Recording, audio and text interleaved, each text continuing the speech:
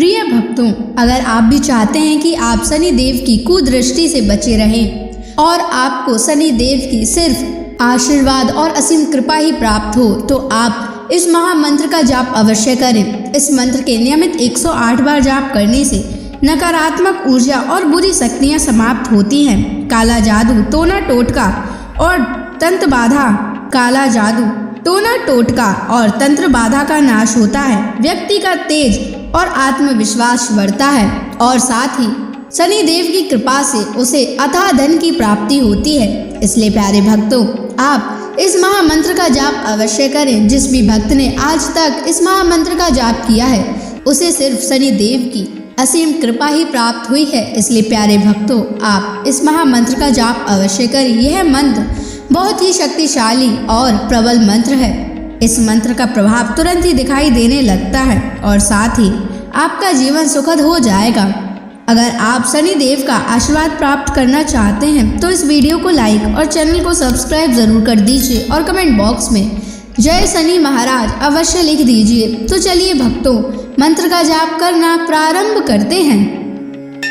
ओम ह्रीं सन शनैश्चराय सर्वदोष निवारणाय स्वाहा। ओम ह्रीं सन शनैश्चराय सर्वदोष निवारणाय स्वाहा। ओम ह्रीं सन शनैश्चराय सर्वदोष निवारणाय स्वाहा। ओम ह्रीं सन शनैश्चराय सर्वदोष निवारणाय स्वाहा। ओम ह्रीं सन शनैश्चराय सर्वदोष निवारणाय स्वाहा। ओम ह्रीं सन शनैश्चराय सर्वदोष निवारणाय स्वाहा। ओम ह्रीं सन शनैश्चराय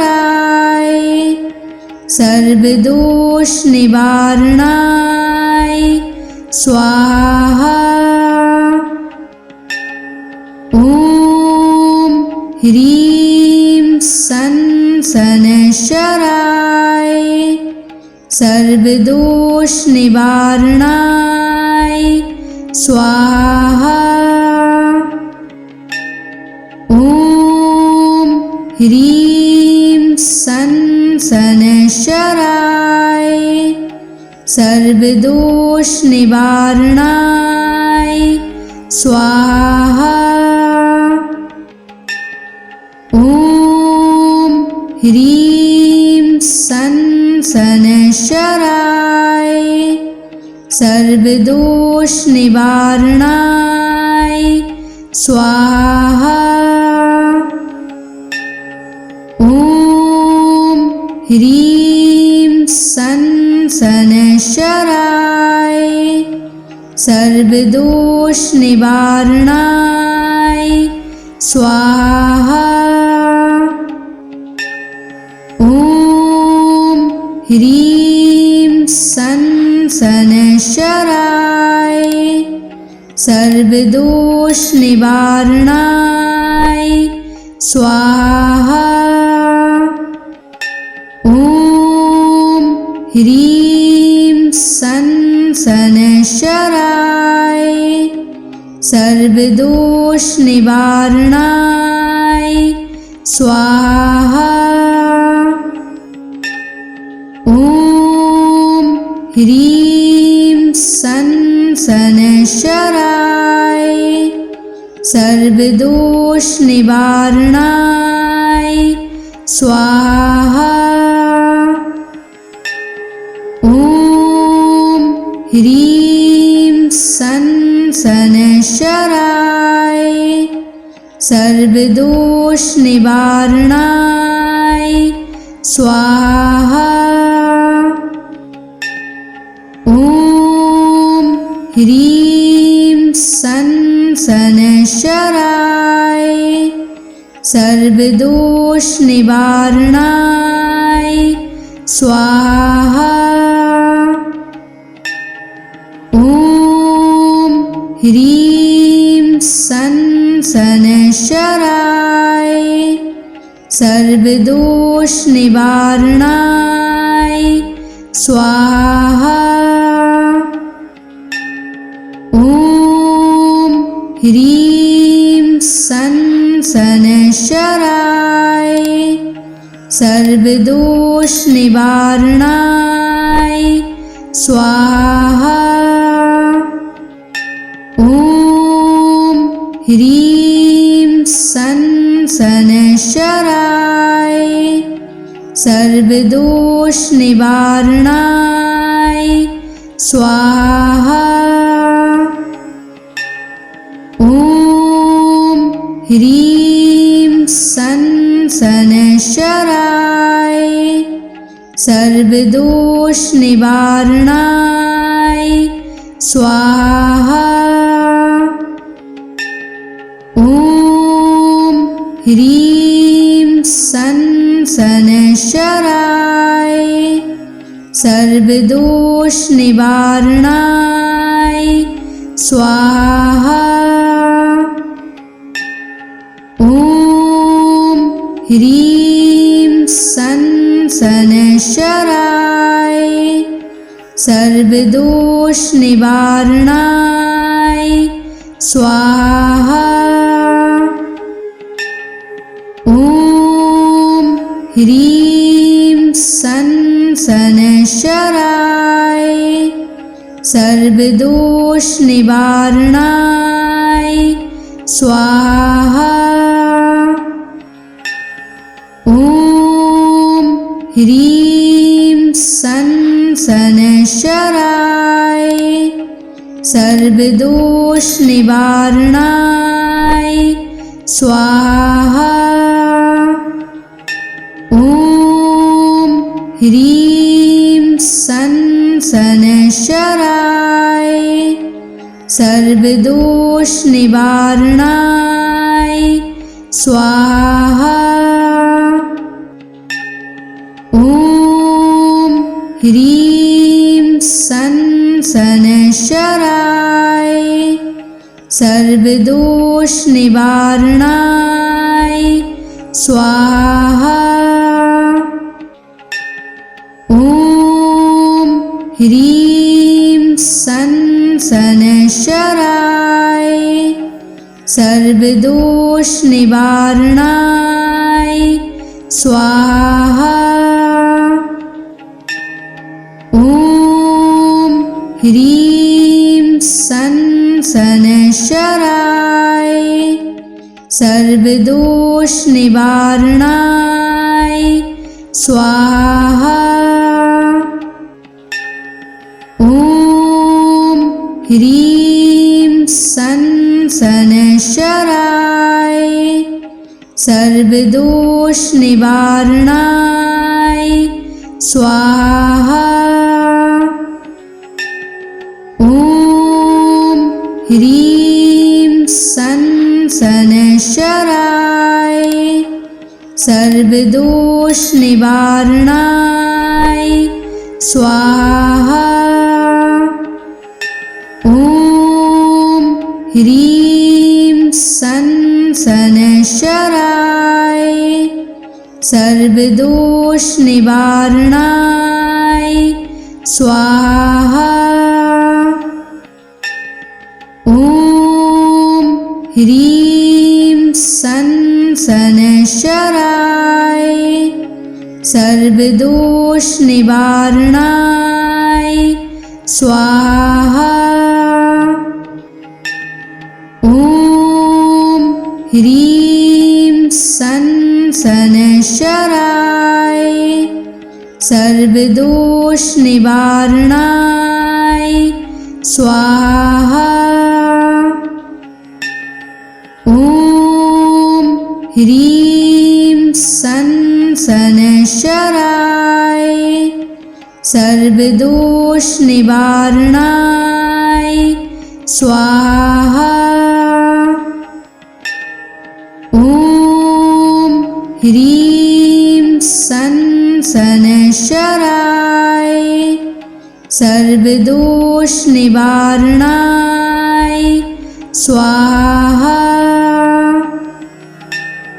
ॐ ह्रीं सनशराय सर्वदोष निवारणाय स्वाहा। ॐ ह्रीं सनशराय सर्वदोष निवारणाय स्वाहा। ॐ ह्रीं सनशराय सर्वदोष निवारणाय स्वाहा। ॐ ह्रीं सनशराय सर्वदोष निवारणाय स्वाहा। ॐ ह्रीं सनशराय सर्वदोष निवारणाय स्वाहा। ॐ ह्रीं सनशराय सर्वदोष निवारणाय स्वाहा। ॐ ह्रीं सनशराय सर्वदोष निवारणाय स्वाहा। ॐ ह्रीं सनशराय सर्वदोष निवारणाय स्वाहा। ॐ ह्रीं सनशराय सर्वदोष निवारणाय स्वाहा। ॐ ह्रीं सनशराय सर्वदोष निवारणाय स्वाहा। ॐ ह्रीं सनशराय सर्वदोष निवारणाय स्वाहा। ॐ ह्रीं सनशराय सर्वदोष निवारणाय स्वाहा। ॐ ह्रीं सनशराय सर्वदोष निवारणाय स्वाहा। ॐ ह्रीं सनशराय सर्वदोष निवारणाय स्वाहा। ॐ ह्रीं सनशराय सर्वदोष निवारणाय स्वाहा। ॐ ह्रीं सनशराय सर्वदोष निवारणाय स्वाहा। ह्रीं सन शनैश्चराय सर्वदोष निवारणाय स्वाहा। ॐ ह्रीं सन शनैश्चराय सर्वदोष निवारणाय स्वाहा। ॐ ह्रीं सन शनैश्चराय सर्वदोष निवारणाय स्वाहा।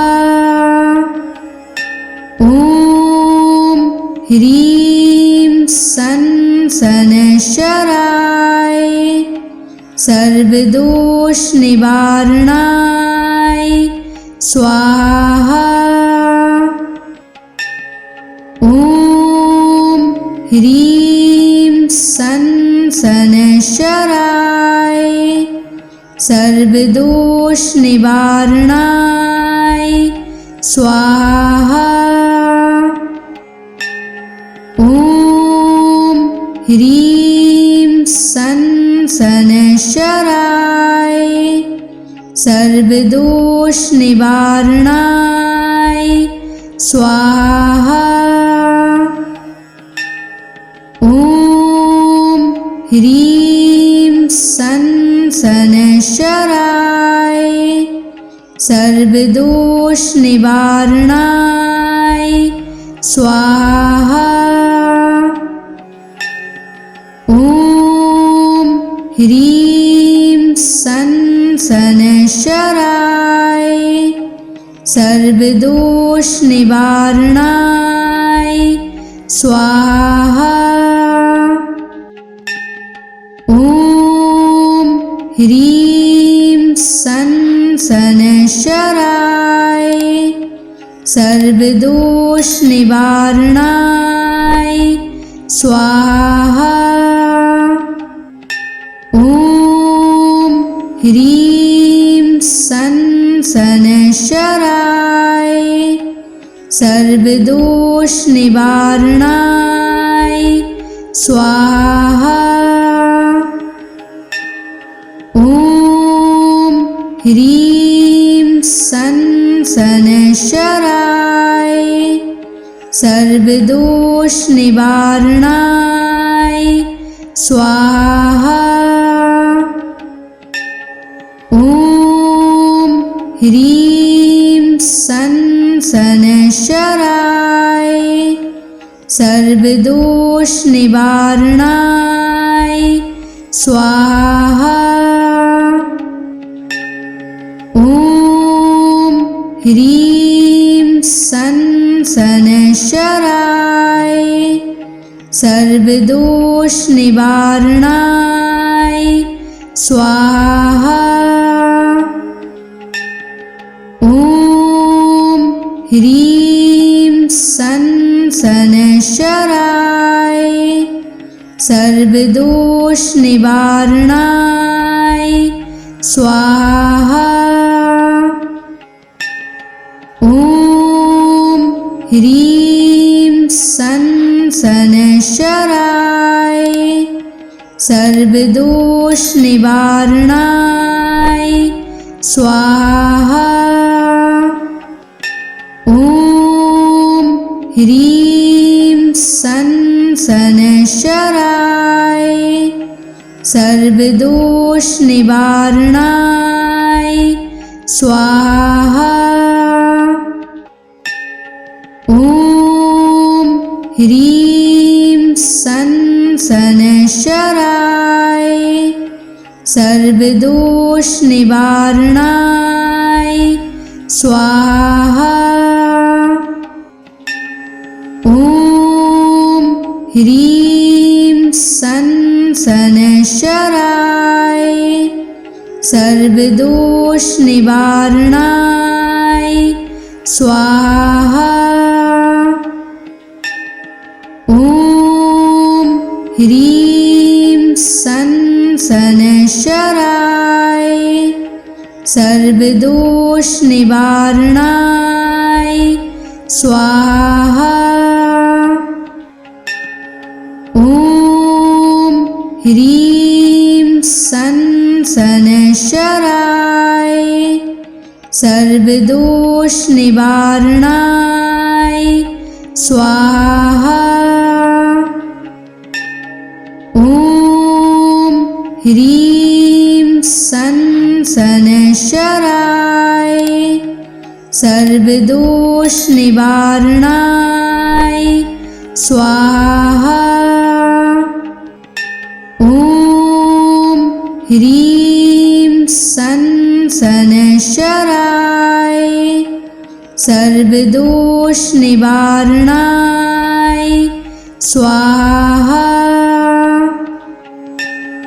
ॐ ह्रीं सन् शनैश्चराय सर्वदोषनिवारणाय स्वाहा। ॐ ह्रीं सन् शनैश्चराय सर्वदोषनिवारणाय स्वाहा। ॐ ह्रीं सन् शनैश्चराय सर्वदोषनिवारणाय स्वाहा। ॐ ह्रीं सन् शनैश्चराय सर्वदोषनिवारणाय स्वाहा।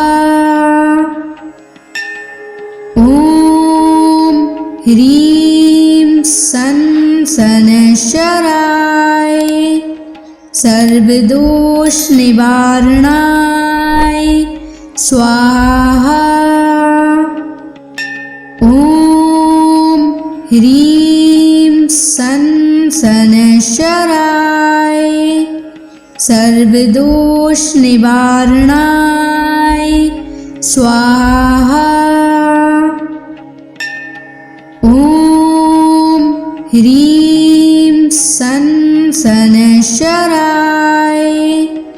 सर्वदोषनिवारणाय स्वाहा। ॐ ह्रीं सन् शनैश्चराय सर्वदोषनिवारणाय स्वाहा।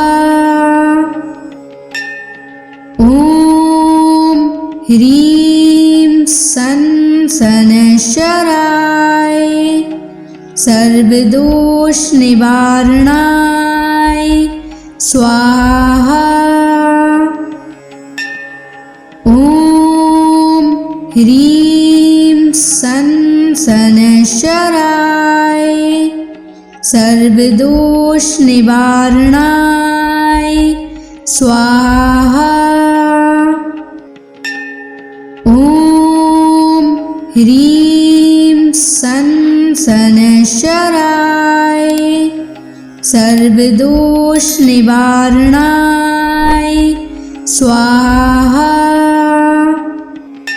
ॐ ह्रीं सन् शनैश्चराय सर्वदोषनिवारणाय स्वाहा। ॐ ह्रीं सन् शनैश्चराय सर्वदोषनिवारणाय स्वाहा। ॐ ह्रीं सन् शनैश्चराय सर्वदोषनिवारणाय स्वाहा। ॐ ह्रीं सन् शनैश्चराय सर्वदोषनिवारणाय स्वाहा। ॐ ह्रीं सन् शनैश्चराय सर्वदोष निवारणाय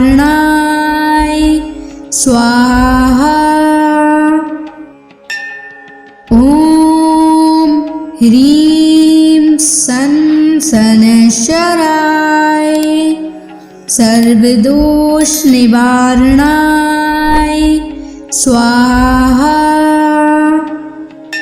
ॐ ह्रीं सं शनैश्चराय सर्वदोष निवारणाय स्वाहा। ॐ ह्रीं सं शनैश्चराय सर्वदोष निवारणाय स्वाहा। ॐ ह्रीं सं शनैश्चराय सर्वदोष निवारणाय स्वाहा। ॐ ह्रीं सं शनैश्चराय सर्वदोष निवारणाय स्वाहा। ॐ ह्रीं सं शनैश्चराय सर्वदोष निवारणाय स्वाहा। ॐ ह्रीं सं शनैश्चराय सर्वदोष निवारणाय स्वाहा। ॐ ह्रीं सं शनैश्चराय सर्वदोष निवारणाय स्वाहा। ॐ ह्रीं सं शनैश्चराय सर्वदोष निवारणाय स्वाहा। ॐ ह्रीं सं शनैश्चराय सर्वदोष निवारणाय स्वाहा। ॐ ह्रीं सं शनैश्चराय सर्वदोष निवारणाय स्वाहा। ॐ ह्रीं सं शनैश्चराय सर्वदोष निवारणाय स्वाहा। ॐ ह्रीं सं शनैश्चराय सर्वदोष निवारणाय स्वाहा। ॐ ह्रीं सं शनैश्चराय सर्वदोष निवारणाय स्वाहा। ॐ ह्रीं सं शनैश्चराय सर्वदोष निवारणाय स्वाहा। ॐ ह्रीं सं शनैश्चराय सर्वदोष निवारणाय स्वाहा। ॐ ह्रीं सं शनैश्चराय सर्वदोष निवारणाय स्वाहा। ॐ ह्रीं सं शनैश्चराय सर्वदोष निवारणाय स्वाहा। ॐ ह्रीं सन शनैश्चराय सर्वदोषनिवारणाय स्वाहा। ॐ ह्रीं सन शनैश्चराय सर्वदोषनिवारणाय स्वाहा।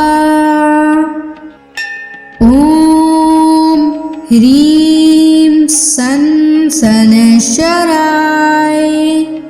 सर्वदोषनिवारणाय स्वाहा। ॐ ह्रीं सन शनैश्चराय सर्वदोषनिवारणाय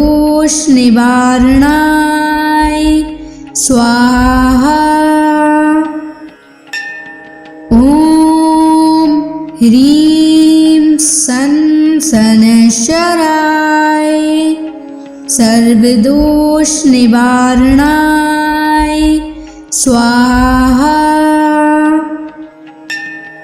ॐ ह्रीं सन शनैश्चराय सर्वदोषनिवारणाय स्वाहा। ॐ ह्रीं सन शनैश्चराय सर्वदोषनिवारणाय स्वाहा। ॐ ह्रीं सन शनैश्चराय सर्वदोषनिवारणाय स्वाहा।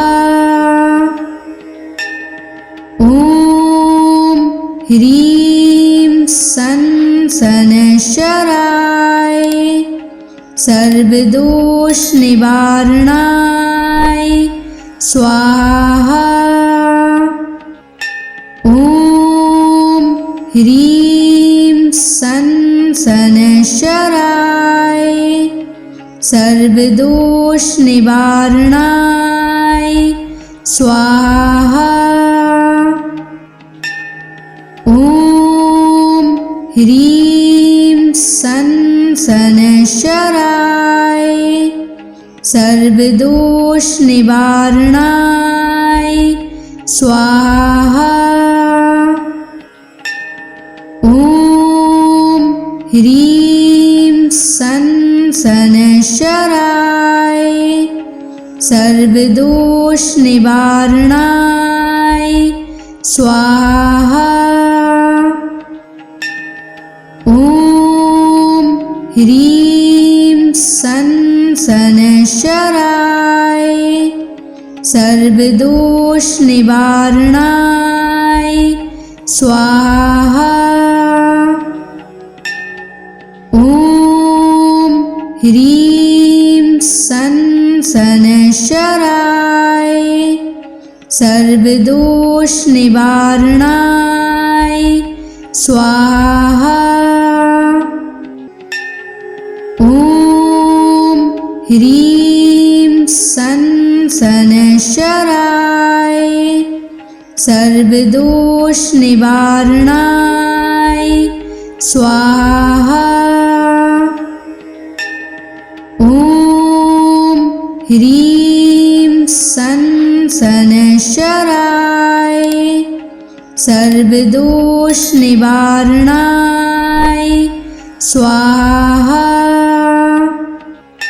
ॐ ह्रीं सन शनैश्चराय सर्वदोषनिवारणाय स्वाहा। ॐ ह्रीं सन शनैश्चराय सर्वदोषनिवारणाय स्वाहा। ॐ ह्रीं सन शनैश्चराय सर्वदोषनिवारणाय स्वाहा। ॐ ह्रीं सन् शनैश्चराय सर्वदोषनिवारणाय स्वाहा। ॐ ह्रीं सन् शनैश्चराय सर्वदोषनिवारणाय स्वाहा। ॐ ह्रीं सन् शनैश्चराय सर्वदोषनिवारणाय स्वाहा। ॐ ह्रीं सन् शनैश्चराय सर्वदोषनिवारणाय स्वाहा। ॐ ह्रीं सन् शनैश्चराय सर्वदोषनिवारणाय स्वाहा। ॐ ह्रीं सन् शनैश्चराय सर्वदोषनिवारणाय स्वाहा। ॐ ह्रीं सन् शनैश्चराय सर्वदोषनिवारणाय स्वाहा। ॐ ह्रीं सन् शनैश्चराय सर्वदोषनिवारणाय स्वाहा। ॐ ह्रीं सन् शनैश्चराय सर्वदोषनिवारणाय स्वाहा। ॐ ह्रीं सन् शनैश्चराय सर्वदोषनिवारणाय स्वाहा। ॐ ह्रीं सन् शनैश्चराय सर्वदोषनिवारणाय स्वाहा। ॐ ह्रीं सन् शनैश्चराय सर्वदोषनिवारणाय स्वाहा। ॐ ह्रीं सन् शनैश्चराय सर्वदोषनिवारणाय स्वाहा। ॐ ह्रीं सन् शनैश्चराय सर्वदोषनिवारणाय स्वाहा। ॐ ह्रीं सन् शनैश्चराय सर्वदोषनिवारणाय स्वाहा। ॐ ह्रीं सन् शनैश्चराय सर्वदोषनिवारणाय स्वाहा। ॐ ह्रीं सन् शनैश्चराय सर्वदोषनिवारणाय स्वाहा। ॐ ह्रीं सन् शनैश्चराय सर्वदोषनिवारणाय स्वाहा। ॐ ह्रीं सन् शनैश्चराय सर्वदोषनाशनाय सर्वदोषनिवारणाय स्वाहा। ॐ ह्रीं शनैश्चराय सर्वदोषनिवारणाय स्वाहा। ॐ ह्रीं शनैश्चराय सर्वदोषनिवारणाय स्वाहा।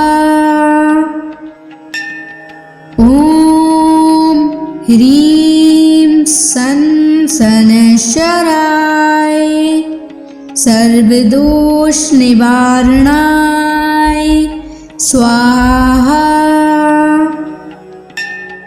ॐ ह्रीं शनैश्चराय सर्वदोषनिवारणाय स्वाहा।